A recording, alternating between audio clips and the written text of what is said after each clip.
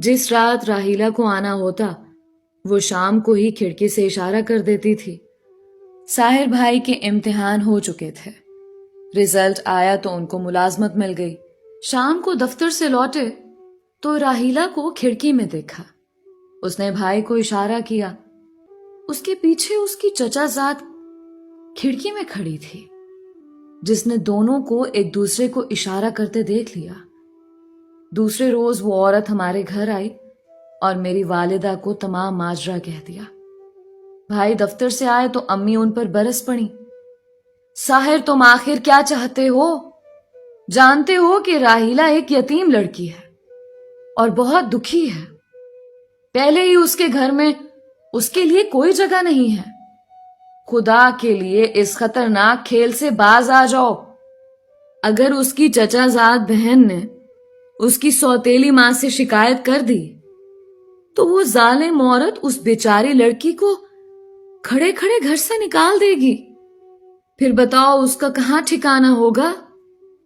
तुम उसे शादी नहीं कर सकते। तुम्हारी मंगनी हो चुकी है। तुम्हारे अब्बा तुम्हारे टुकड़े कर देंगे, मगर ये मंगनी अब नहीं टूट सकती।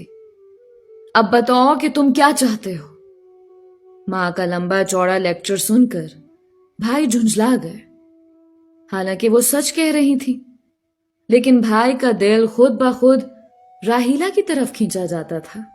अम्मी के सामने तो उन्होंने अपने कसूर से इनकार कर दिया और कह दिया कि उस औरत से पूछो कि क्या उसने हमको आपस में बातें करते देखा है, फिर क्यों वो हम पर बहुतान तराश रही है। भाई को अम्मी ने धमकाया कि बाज आ जाओ वरना मैं तुम्हारे वालिद से कह दूंगी, मगर साहिर भैया भी अपनी बात पर डटे रहे। राहीला की चचाजाद बहन जो शादीशुदा थी और चची के पास 2-3 रोज के लिए रहने आई थी, उसने अम्मी को तो खबरदार किया मगर अपनी चची को कुछ ना बताया। जानती थी कि सौतेली मां राहीला का क्या हशर करेगी। वो अपने घर चली गई। साहिर ने इस तंबीह से कोई असर ना लिया। वो बदस्तूर खिड़की के सामने किताब खोलकर बैठा रहता और उसकी ओट से देखता रहता।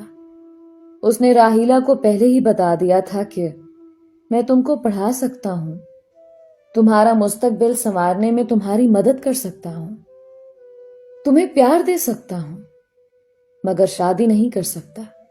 इस पर भी राहीला के प्यार में कोई कमी ना हुई।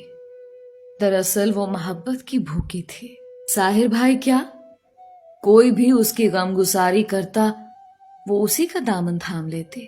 वो मुतवातिर रात को भाई की बैठक में आती रही। एक रात वो हस्बे मामूल भाई की खिड़की के पास आए तो उसकी मां ने उसे देख लिया और मेरे भाई को नहीं देखा। वो अपने बिस्तर पर लेटे रहे क्योंकि साथ वाली चारपाई पर उस रात गर्मी की वजह से अब्बा जी लेटे हुए थे। भाई ने हाथ के इशारे से उसे वापस जाने को कहा। वो मुड़ी, अपने पीछे मां को देखा और वापस घर में चली गई। रात को मां ने उसे ना जाने क्या क्या बातें सुनाई। सुबह वो फिर खिड़की में आई। उसकी मां सो रही थी। अब्बा जी बैठक से घर में आ गए थे। राहीला ने साहिर को बताया कि मां आज हमारे रिश्तेदारों को बुलाने जाएगी। ना जाने क्या हंगामा होने वाला है। तुम जल्दी बंदोबस्त करो वरना मैं मर जाऊंगी। भाई ने उसे महज तसल्ली दी। दूसरे दिन उनके घर बहुत शोर हुआ।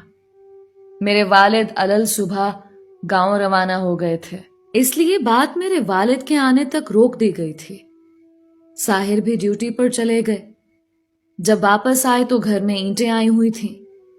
मेरी बहन ने